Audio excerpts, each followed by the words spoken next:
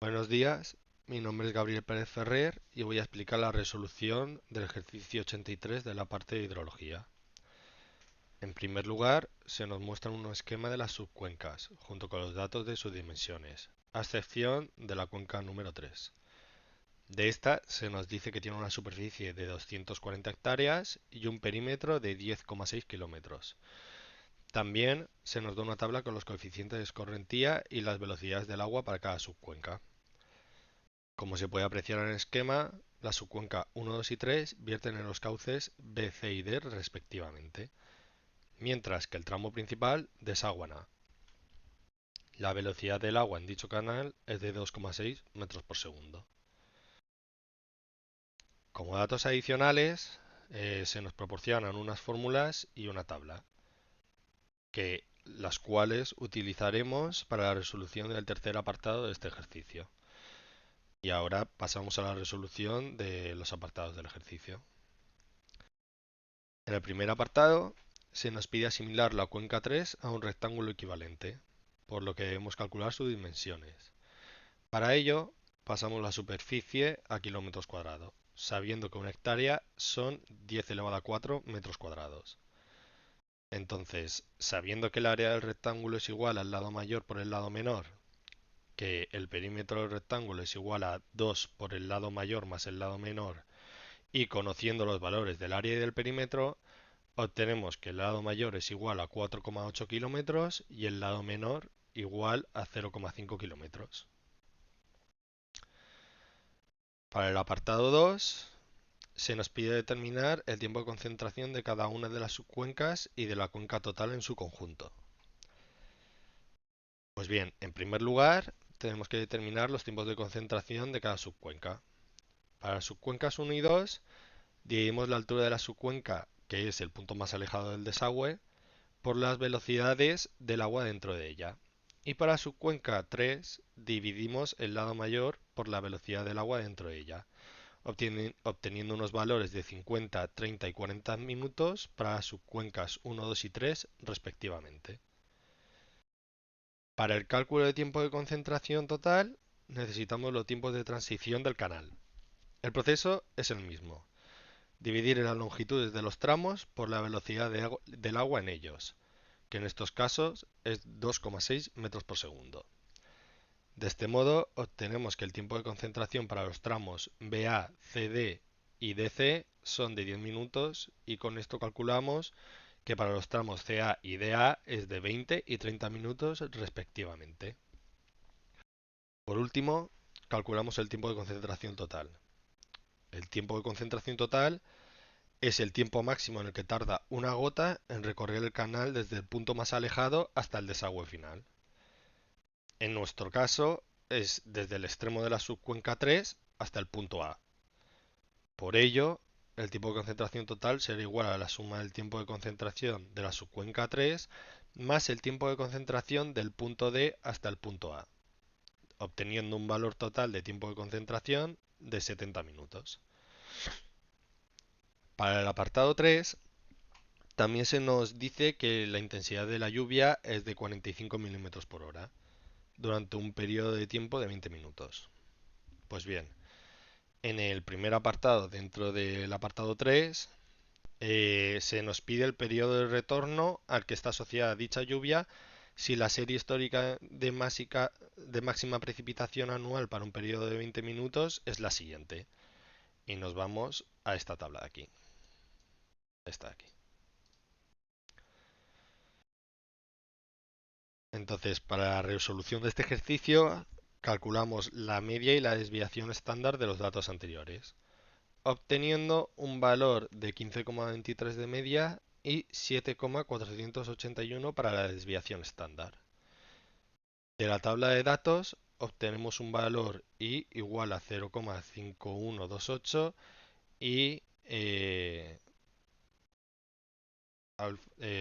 rho asterisco igual a 1,0206, que se obtienen de aquí. Te vas a 15 y obtienes aquí.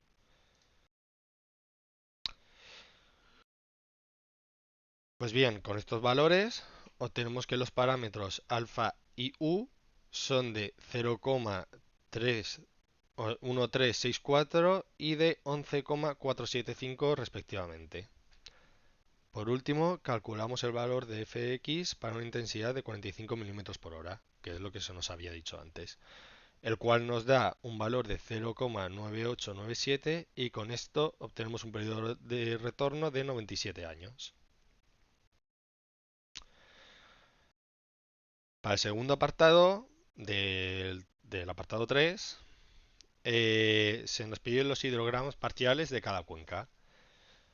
Para la representación de dichos hidrogramas se necesitan los caudales en función del tiempo para cada una de las subcuencas.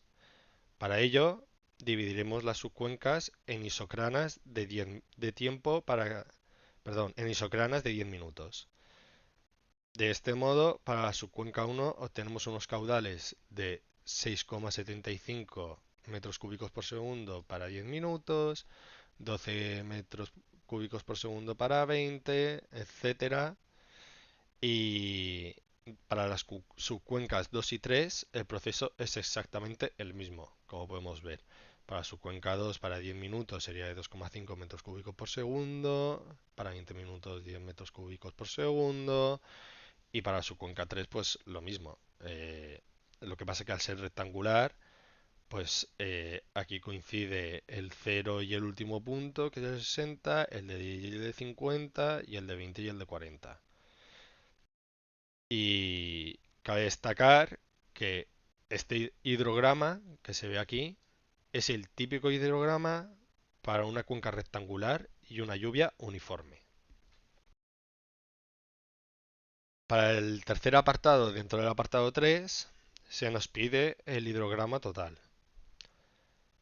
Entonces, para el cálculo del hidrograma total, se obtiene sumando los hidrogramas parciales obtenidos anteriormente. Sin embargo, hay que retrasar estos hidrogramas, ya que el agua tarda en recorrer el canal principal. Por esto, habrá que retrasar los hidrogramas 1, 2 y 3 en una cantidad de tiempo de 10, 20 y 30 minutos respectivamente. Con esto sí, eh, entonces sumamos los hidrogramas para obtener el hidrograma total. Aquí está la tabla con la suma de los caudales. Esto está ya retrasado, como hemos dicho. Y este de aquí es el hidrograma total, ¿vale? Eh, entonces, pasamos ya al cuarto apartado dentro del apartado 3. Y en este apartado se nos pide calcular el caudal máximo que se registra en el punto A y el tiempo en el que se producirá. Esto lo sacamos mirando el hidrograma total. Entonces vemos que el caudal máximo es de 32 metros cúbicos por segundo y se produce en un tiempo de 50 minutos. Y este apartado ya está. Y bueno, nos queda un último apartado dentro del apartado 3 que nos pide el valor del coeficiente de escorrentía de la subcuenca 2, o sea, para que el caudal en el punto A no superase los 25 metros cúbicos por segundo. Ahora tenemos un caudal máximo de 32 metros cúbicos por segundo, por lo tanto, sí que lo supera. Se nos dice también que la cuenca 1 y la cuenca 3 se quedan igual. Entonces, siguen teniendo un valor de caudal de 6, o sea, de 6 metros cúbicos por segundo en ambas cuencas. Por tanto, si queremos que el caudal sea como máximo 25 metros cúbicos por segundo, el caudal tiene que ser igual a 13 metros cúbicos por segundo, como podemos observar aquí. Que 25 es igual a Q1 más Q2 más Q3, que es 6 más Q2 más Q6, y tiene que ser, despejas y tiene que dar a 13 metros cúbicos por segundo. En el instante 50, o sea, a los 50 minutos.